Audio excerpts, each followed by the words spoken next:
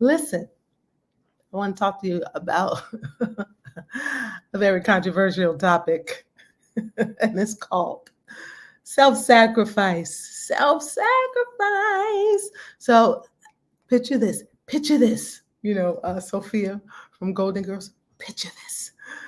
You are juggling a demanding career, you got family obligations, you have your social commitments, you have your community obligations, and you've carved out some time for yourself. But then you get a phone call from a family member that needs some help, or your partner who asks for a favor, and you instinctively just drop everything else and say, "Sure, of course, I'm going to help, right? Of course, I'm going to help. I'll take care of myself later. I could do this later." And if you've ever found yourself in this position, not just once, not just twice, not just three times a lady, again and again and again and again, you know that it becomes a problem, because taking care of yourself later never comes, and you're not alone. So I want to talk about, just let's dive into this conditioning that we've had around self-sacrifice and how it sabotages your ability to rest. Okay, if you don't know me, I'm Teresa Noye. I'm your radical self-love coach. I am the radical self-love coach you've been waiting for. And I work with high-achieving women that typically put themselves last, to love themselves enough to now put themselves first, even if they feel guilty and they think they don't have the time. So, conditioning of self-sacrifice. If you often find yourself over accommodating everyone else's needs and under accommodating your needs, you're not alone. Many of us grapple with this idea that being selfless is virtuous. But here's the truth: that mindset isn't just isn't just unsustainable. It's not sustainable. That's what I'm trying to say. It ain't sustainable. Okay. It's detrimental to your well-being.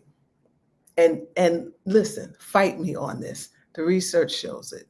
Women who engage in excessive self-sacrifice, they're more likely to experience anxiety and depression and have health problems. But breaking this cycle, it can feel impossible. I had a client who came to me. She had had 2 strokes and a heart attack, and she still was going at this pace. And you might think, if I take time for myself, who is going to take care of everything else, right? There's this sense of obligation that you are the only one who can do it. You have to do it. And that sense of obligation and duty, it can make rest feel like it's an indulgence rather than a necessity. I've told this story many times when I started doing self-love work with other women.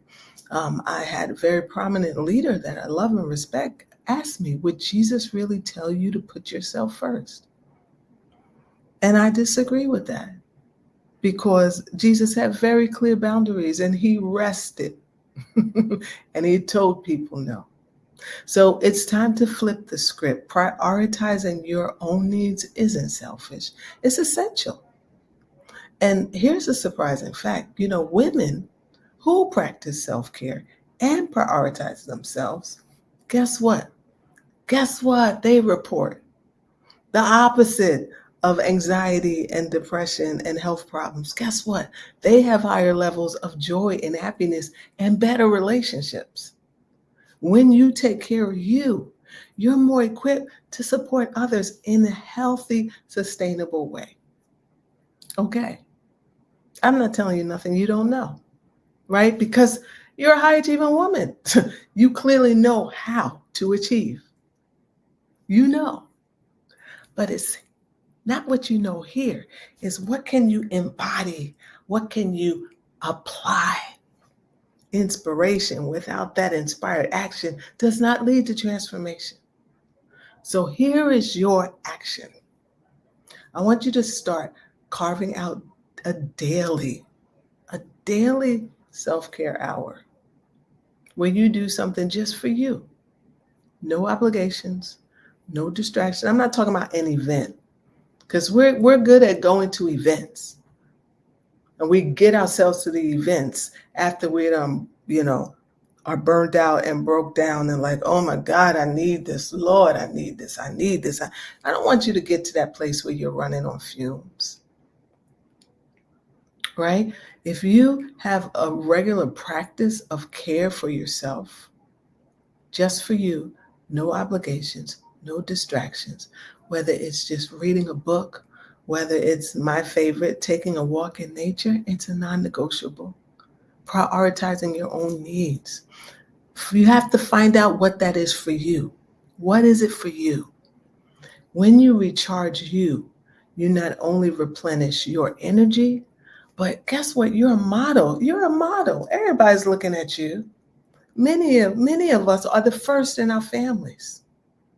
And let me just say this, it's not your fault because it hasn't been modeled, it hasn't been practiced. We've been in survival mode for so long. But it's a new day. And we don't have to still operate like that. But it takes developing new practices, new habits. So we're modeling for all of those around you that are looking at you. Okay? So your assignment, if you choose to accept it, make sure you put that on your calendar because you know if it's not on the calendar, it's not happening. Okay? And come back and tell me how that worked out. How's that working for you? I want to hear. I want to hear from you.